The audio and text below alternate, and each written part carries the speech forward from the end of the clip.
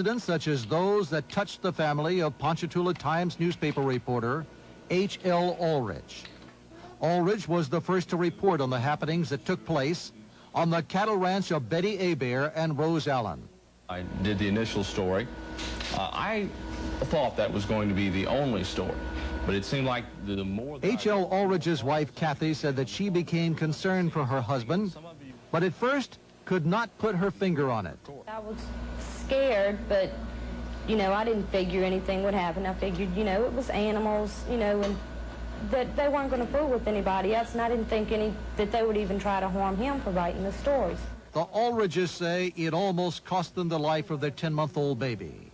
It seems that Kathy Ulrich had just dropped her husband at work and had stopped briefly at a store next to her home.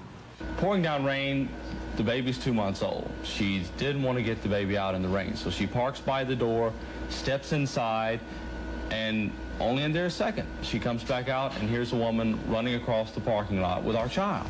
She had his carrier, and I grabbed the carrier, and I turned to set him down, you know, so I could do something. I didn't know what I was going to do, but when I grabbed him and turned with him, she jumped in her car.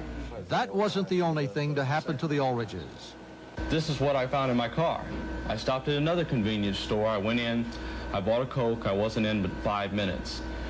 And I came back out, and I found this stuck into my seat. And this is frightening. If you'll notice, on the handle, it's a strange face, and it looks to me like Satan. I don't know who did it.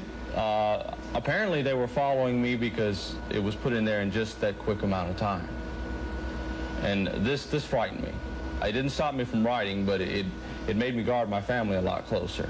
And they don't stay alone now, and I usually don't go anywhere without my gun. We both carry our gun with us all the time.